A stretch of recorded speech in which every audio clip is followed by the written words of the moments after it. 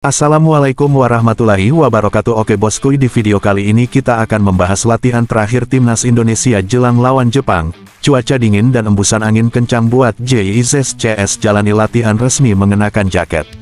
Sebelum itu yang baru bergabung bisa dukung dulu channel ini dengan cara subscribe, like, komen, dan share.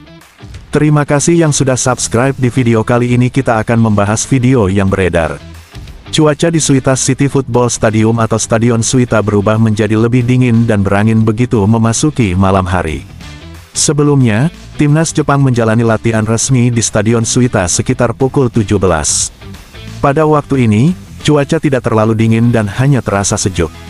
Akan tetapi begitu masuk malam, tepatnya pukul 18.30 waktu Indonesia Barat, Stadion Suita kembali diguyur hujan dengan intensitas ringan. Suhu berubah menjadi 23 derajat. Cuaca malam hari turut diikuti embusan angin yang cukup kencang. Hawa dingin pun sangat terasa.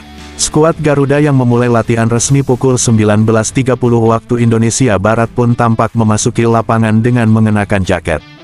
JIZS lalu menjalani latihan ringan yang diberikan oleh Patrick Kluivert.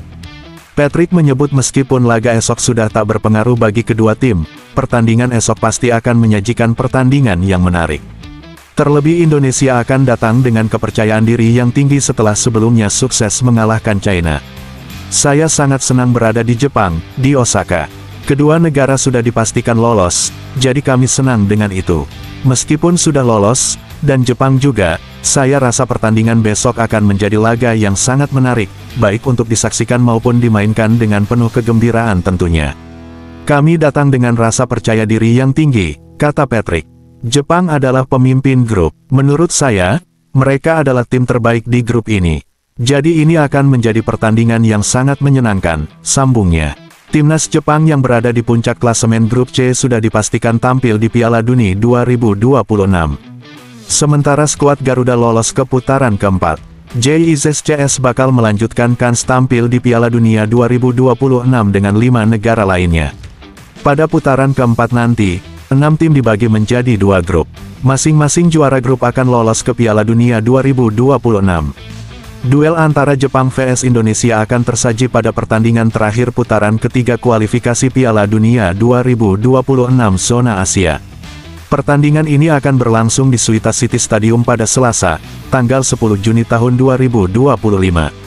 Jepang mengamankan tempat di Piala Dunia 2026 tanpa banyak drama. Tim berjuluk Samurai Biru itu akan berusaha menutup babak kualifikasi dengan kemenangan. Di sisi lain, Indonesia masih harus berjuang keras untuk lolos di putaran keempat setelah gagal lolos secara otomatis. Meski demikian, skuad Garuda masih memiliki peluang untuk tampil di Piala Dunia pertama dalam sejarah Indonesia. Dalam beberapa dekade terakhir, Jepang telah menjadi peserta tetap Piala Dunia. Jepang tampil dalam 7 edisi berturut-turut sejak debut mereka pada 1998.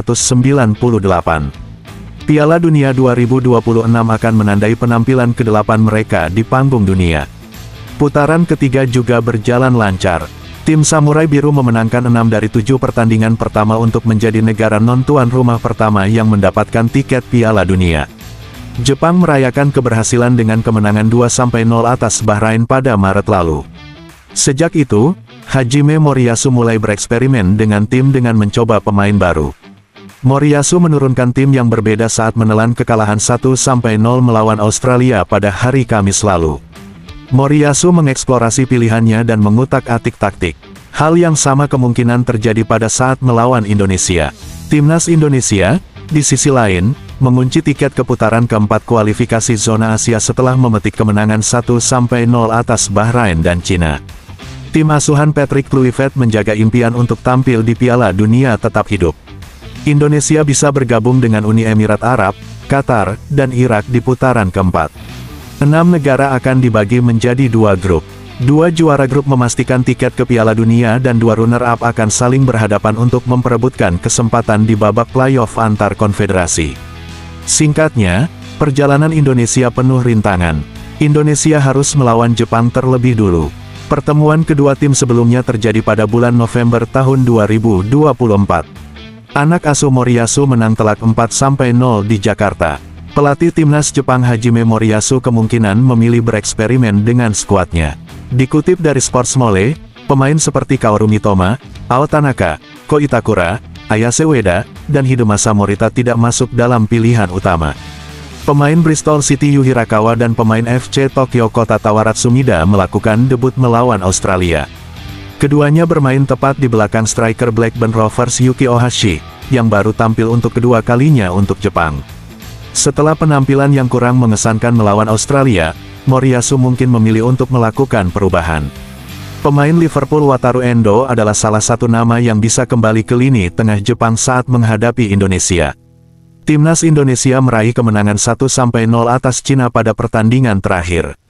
Dua pemain melakukan debut internasional. Kiper Palermo Emil Audero mengawali karir internasionalnya.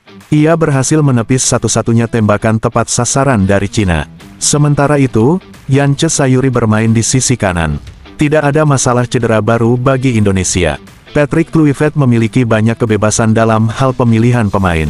Oke, itulah sekilas video dari admin, semoga bermanfaat membantu perkembangan sepak bola Indonesia di kancah internasional. Wassalamualaikum warahmatullahi wabarakatuh.